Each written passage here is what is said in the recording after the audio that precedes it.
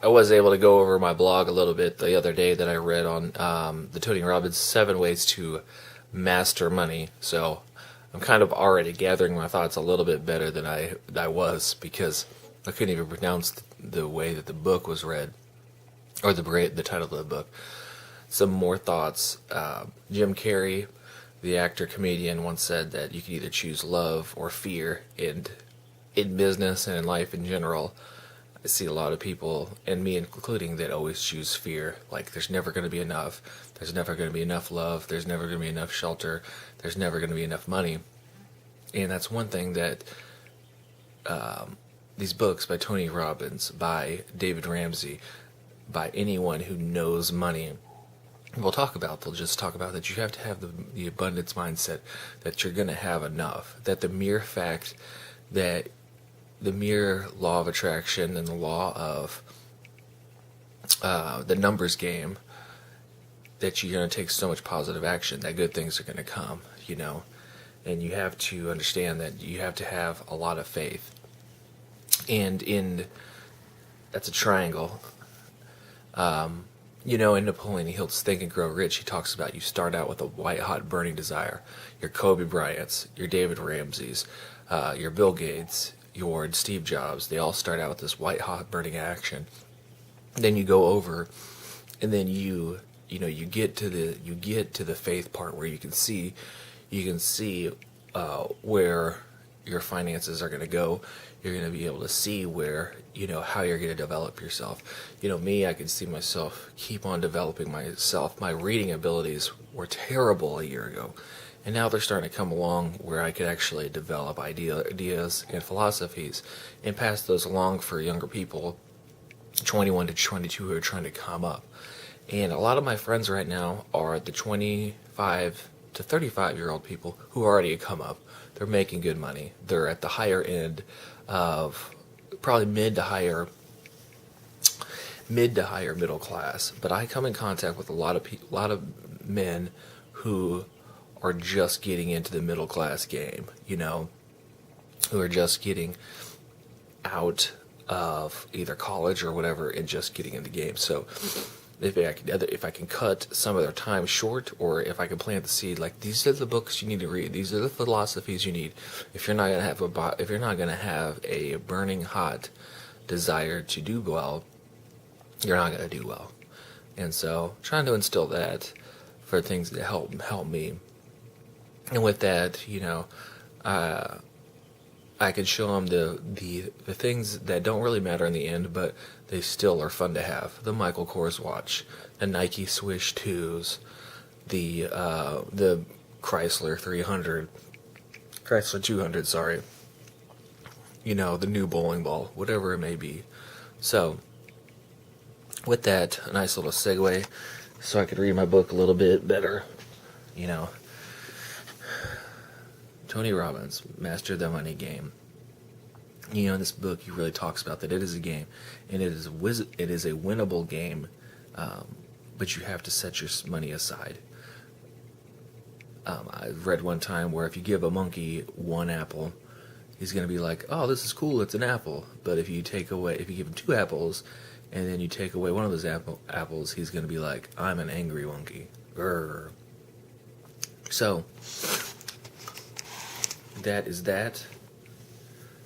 I don't really remember what page we're on, but I'm going to start with a quote from Woody Allen. Okay. Money is better than poverty, if only for financial reasons. Still think you can earn your way to financial freedom? Let's take a quick look at how it worked out for some of the highest paid people in the world. Legendary baseball pitcher Curt Schilling earned more than $1 million in an incredible career that included not one but 2 World Series championships for the Boston Red Sox. But when he poured his savings into a video game startup that went bankrupt and brought Schilling down with it, he said, "I never could believe it could beat me." Schilling told ESPN, "I lost." He is now under $50. Schilling is now in $50 million in debt. Kim Basinger, one of the most sought-after actresses in her generation, torched the big screen with incredible roles such as films as 90.5 Weeks, Batman, LA Confidential, which earned her an Academy Award as Best Supporting Actress. At the height of her A-list popularity, she earned more than $10 million per picture, enough to spend $20 million to buy a whole new town in Georgia. Basinger ended up bankrupt. Marvin Gaye, Willie Nelson, MC Hammer, Meatloaf, they all sold millions of albums and filled stadiums with adoring fans. Francis Ford Coppola, he packed theaters. The Godfather, one of the greatest American films, which at least for a while had the all-time box office record gross ticket sales of 129 million. I all had near brushes with bankruptcy. Coppola 3 times. Francis Ford Coppola, The Godfather, awesome film, by the way. All had brushes with bankruptcy.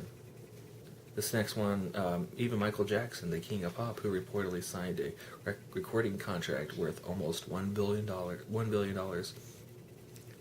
and sold more than 750 million records, was forced to the brink of bankruptcy in 2007 when he was unable to pay back a $25 million loan on his Neverland ranch. Jackson spent money like he would never run out until he finally did. At his death 2 years later, he reportedly owed more than $300 million. Do you think any of these megastars imagined a day when the money would stop flowing? Do you think they even considered preparing for such a day? Have you ever noticed that no matter how much you can earn, you find a way to spend it? By these examples, it is clear to see that you and I are not alone. We all seem to have a way of living up to our means, and some of us, I'm afraid, find a way to live beyond our means. We see most of this in the stars who take the biggest falls, just like rich, beyond their dreams prize fighters who hit the canvas like with a thud. Just look at the up and down and out career of former heavyweight champ Mike Tyson, who made more money in his time than any other boxer in history, nearly $500 million. But the five division world champion Floyd Money Mayweather Jr. is about to be Iron Mike's earning record. Like Tyson, Merriweather fought his way up from hard scramble beginnings. In September 13th, he scored a guaranteed purse of $41.5 million for his bout against Saul Canelino Alvarez, a total amount that grew to more than $800 million based on pay-per-view totals. And that was just for one fight. Before this giant payday, he had already topped the Sports Illustrated Fortune 500 list, ranking the richest athletes in the United States. I love Mayweather personally. He's an extraordinary gifted athlete with a work ethic like few alive. He's also incredibly generous with his friends. There are a lot to appreciate in this man. But Mayweather had fought his way to the top of this list before, only to lose his fortune to wild spending sprees and bad investments. He reported to spend so recklessly he is known to carry a backpack filled with $1 million in cash, just in case he needs to make an emergency donation to Louis Vuitton. I want a backpack full of cash. That'd be sweet, huh? So like many achievers, the champ is smart as a whip, but my hope is that he is following better investment practices today. But according to no less than authority on money than 50 Cent, Merriweather's former business partner, the champ has no income outside of fighting. The rapper summed up the boxer's financial strategy in 8 plain terms. It's fight, get money, fight, get money, fight, get money, spend. Fight, get money, spend. Fight, get money, spend. Sound like a ridiculous strategy. Unfortunately, we all can relate at some level. Work, get money, spend money, work. It's the American way. So I'm going to stop there for a little bit and just talk about philosophies and plans of action. What are you doing? That's the common question that I have to ask myself.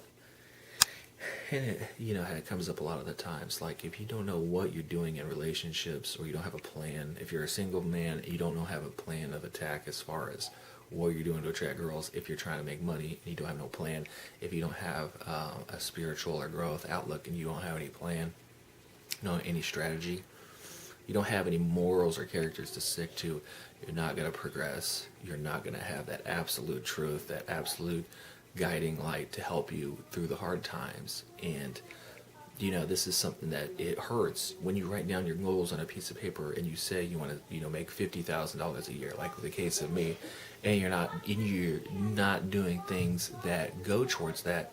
It's going to affect, your self-esteem. But also, it keeps you on course because it just does. So there's a lot of things that are painful about growth, about developing yourself, about developing your financial game, but they're necessary. Writing out your goals. $50,000 in 2016, $100,000 in 2017, $999 billion in when I'm 40, whatever it takes.